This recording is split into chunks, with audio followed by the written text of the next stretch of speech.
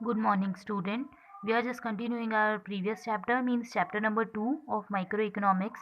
And today we are going to discuss about the average utility, that what is the meaning of average utility and how we make its graphical presentation. ठीक है, तो अपन graphical presentation पढ़ेंगे average utility का और कैसे calculate करते हैं।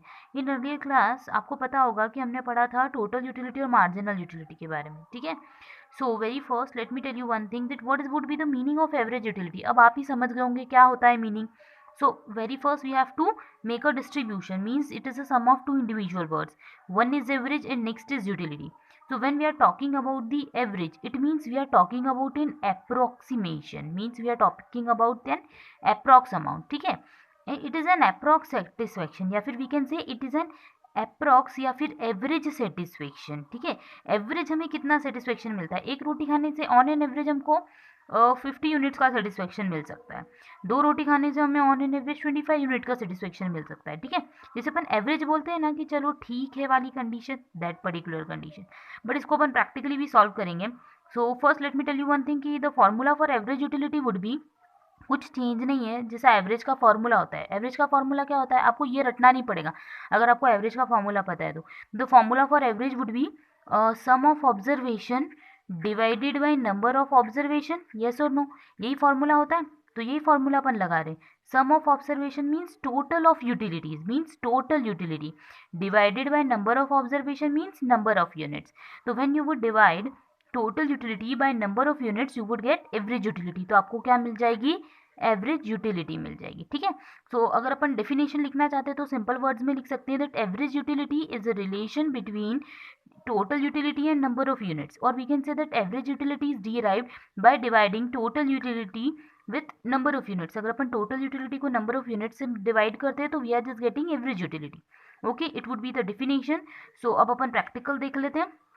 कुछ नहीं है, सिंपल है। क्वेश्चन में जस्ट अज्यूम अगर आपको दे रखा होगा दैट टोटल यूटिलिटी कितनी है, जैसे यहाँ पे दे रखी है टोटल यूटिलिटी बोलूँ टीयू बोलूँ one in the same thing, and units of apple means how many units you are going to consume. So if you consume one unit then total utility would be one. So let me tell you one thing, the formula would be total utility divided by number of units. ठीक है, तो total utility कितनी हो रही है 10, number of units कितना है 1। तो फर्स्ट कंडीशन में 1 को 10 को 1 से डिवाइड करा तो हमारे पास एवरेज यूटिलिटी कितनी आ गई 10। मैं यहाँ पर ही लिख रही हूँ क्योंकि आपके लिए बेटर होगा, मैं इतना दूर लिखूंगी तो समझ नहीं आएगा। So next condition means when you are consuming second unit then total utility would be 18। So formula आप क्या हो जाएगा, इस 18 को कैसे डिवाइड करेंगे 2 से, 18 divided by 2 means total utility divided by number of units, what we are getting, we are just getting 9 units. ठीक है, सॉरी हाँ यस 9 यूनिट्स। देन 24 को कैसे डिवाइड कर दो 3 से, so we are getting 8 units. Then 28 को 4 से तो 7 यूनिट्स, 30 को 5 से 6 यूनिट्स, 30 को 6 से तो फिर 5 यूनिट्स, फिर 28 को 7 से तो 4 यूनिट्स, और 24 को 8 से तो 3 यूनिट्स। तो अब आपने ये चीज़ देखी कि ओके हमारी एवरेज यूटिलिटी तो आ गई। तो ये जो एवरेज यूटिलिटी आई उसमें आपको क्या पता पड़ रहा है, पहले 10 थी, फिर 9 थी, फिर 8 हुई, फिर 7 हुई, फिर 6 हुई, फिर 5 हुई, फिर 4 हुई, 3 हुई। It means average utility is continuing decreasing, means we can say total utility first में क्या होती है, पहले increase, then it reach to constant level means at the level of maximum. ठीक है, मैक्सिमम लेवल पे पहुंचती है, फिर क्या होती है डिक्रीज होती है। But in case of average utility it is just continuing decreasing, ये कंटिन्यू क्या होती रहती है, डिक्रीज होती है। Okay, I hope you got it, आपको ये चीज़ समझ में आ गई होगी कैसे करते हैं। अब मैं एक सिंपल सा एग्जाम्पल लेती हूँ। अब आई थिंक ये तो आपका टास्क होना चाहिए, बट फिर भी मैं एक बार आपको सारी चीज़ें एक साथ बता देती हूँ। जैसे नंबर ऑफ यूनिट्स दे रखी है क्वेश्चन में और टोटल यूटिलिटी दे रखी है, स्टूडेंट इस टाइप का क्वेश्चन एग्जाम में आ सकता है, तो बहुत अच्छे से करना है। इसलिए बोल रही हूँ आ सकता है जस्ट बिकॉज ये बहुत बेसिक सी चीज़ है, आपको इसका वो भी बनाना पड़ सकता है, ग्राफ भी बनाना पड़ सकता है। ठीक है, अब अपन सारे डेरिवेशन एक साथ देखेंगे, अपन मार्जिनल यूटिलिटी भी निकालेंगे और एवरेज यूटिलिटी भी। तो सबसे पहले सिंपल क्या होगा, एवरेज निकाल लेते हैं। ठीक है, एवरेज कैसे आएगी, नंबर ऑफ यूनिट्स 1 और टोटल यूटिलिटी दे रखी है, तो टोटल यूटिलिटी को कैसे डिवाइड कर दो, नंबर ऑफ यूनिट से।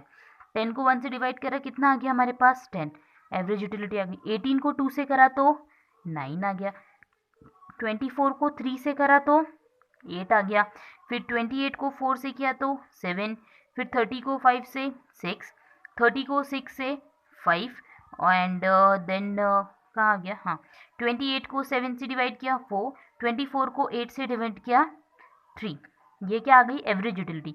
Now we are going to calculate marginal utility. तो मार्जिनल यूटिलिटी का कुछ भी फॉर्मूला नहीं है, सिंपल सा फॉर्मूला है कि आप प्रीवियस में से करंट को माइनस कर दो, ठीक है, सॉरी मैंने उल्टा बोल दिया, करंट में से प्रीवियस को माइनस कर दो। जल्दी से देखो 1 यूनिट कंज्यूम करी थी तो फिर यहाँ पे मार्जिनल यूटिलिटी क्या होगी, आप सोचो। कुछ नहीं है, ये अज्यूम करो कि ऊपर जीरो होता, हम भूखे एकदम, खाना बिल्कुल नहीं खाया, तो हमने कोई यूनिट कंज्यूम करी नो, तो इट वुड बी जीरो। यहाँ पे कोई सेटिस्फेक्शन मिला था नहीं, कुछ नहीं मिला था, तो जीरो से एकदम 10 लेवल का सेटिस्फेक्शन मिल गया, मतलब हमारा मार्जिनल यूटिलिटी कितनी हो गई 10 की। फिर हमको सेटिस्फेक्शन मिला 18 यूनिट का, पिछला कितना था 10 का, तो 18 में से क्या माइनस कर दो 10, तो कितना आ गया 8। देन 24 में से क्या माइनस कर दो 18 को, यस और नो, तो आ गया 6। फिर 28 में से 24 को, तो क्या आ गया 4 आ गया।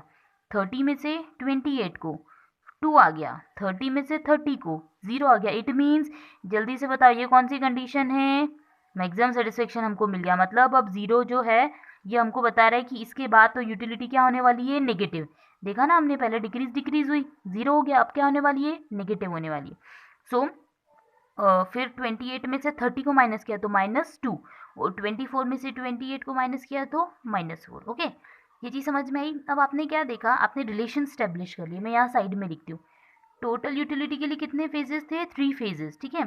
पहले क्या होती है वो पॉजिटिव, ठीक है, अपन इंक्रीज डिक्रीज से ले लेते हैं। फर्स्ट कंडीशन में क्या होती है increase, then it's reach to maximum level, then start decreasing. But marginal utility की कंडीशन में क्या हो रहा है कि फर्स्ट इट गेटिंग डिक्रीज्ड, ठीक है, वो क्या होते जा रही है डिक्रीज्ड होती जा रही है ना, डिक्रीज होती है, फिर क्या होती है जीरो पे पहुंच जाती है, then it go to negative, means we can say पहले पॉजिटिव होती है फिर जीरो होती है फिर नेगेटिव हो जाती है। मार्जिनल यूटिलिटी में, एवरेज यूटिलिटी में क्या हो रहा था, वो डिक्रीज ही डिक्रीज हुई थी। तो देखो इन दोनों में डिफरेंस क्या है, डिफरेंस इज दैट कि जो मार्जिनल यूटिलिटी है ना वो देखो 8 से 10 से काय पे पहुंची 8 पे, फिर 8 से 6 पे, 6 से 4 से, मतलब इसका जो डिक्रीज है वो स्टीपर है, मतलब ज़्यादा रेट से as compare to average utility. It is also decreasing, but the rate of decrease would be more in marginal utility, not in average utility. Okay? तो आपने यहाँ चीज़ से कंक्लूजन डिराइव किया होगा दैट कि जो टोटल यूटिलिटी है इट्स जस्ट डिक्रीजिंग, ये क्या होती है डिक्रीज होती है।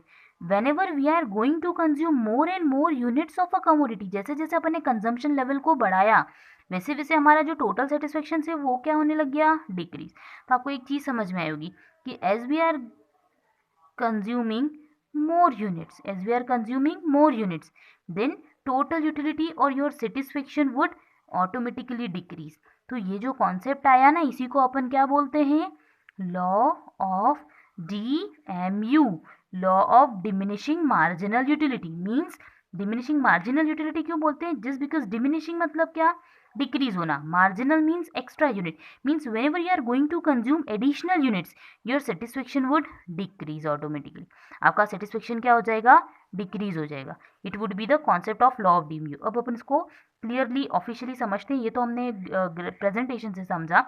स्टूडेंट आप एक चीज़ ध्यान रखिएगा, इन सबको पॉइंट प्लॉट कीजिएगा ग्राफ पेपर पे, आपको आएगा, आप पॉइंट प्लॉट करेंगे तो आपको एक ग्राफ दिखेगा, ठीक है, सॉरी आपको एक पैटर्न दिखेगा जिसके अंदर आपको दिखेगा टोटल यूटिलिटी का कर्व कैसा होता है, मार्जिनल का कैसा होता है और एवरेज का कैसा होता है।